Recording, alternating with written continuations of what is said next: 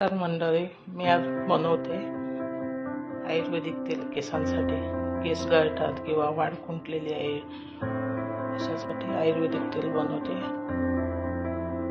केस धुवायच्या अगोदर 1 तासभर लावून ठेवून केस स्वच्छ धुवून घ्यायचे आणि केस गळती थांबते, केसांची वाढ पण छान होते.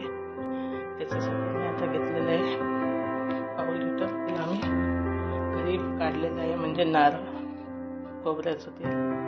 कोकणात आमच्या नारळ भरपूर असतं, त्याच्यामुळे हे घरी काढलेलं तेल आहे. जास्वंदीची पानं आहे, जास्वंदीची फुलं देवाला वाहिलेली काढून ठेवलेली आहे, कढीपत्ता, मेथी आणि कोरफड. आता आपण पहिल्यांदा चालू करून तूप ठेवलेलं आहे, आपण तेल टाकून घेऊ. आणि पाऊण लिटर तेल आहे. तेल चांगलं तापलं की त्याच्यात आपण सगळं घालायचे आहे. तो जास्वंदीची फुलं आपण नंतर घालायचे आहेत.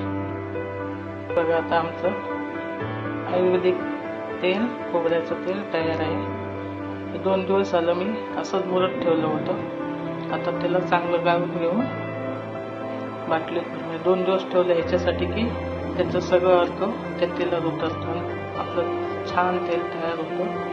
तुम्ही असं करून बघा, नक्की सांगा मला कमेंटमध्ये कसं ते. खूप छान रिझल्ट आहे याचा. केस पण खूप छान होतं, केसांची गळती पण कमी होते. तुम्ही नक्की करून बघा.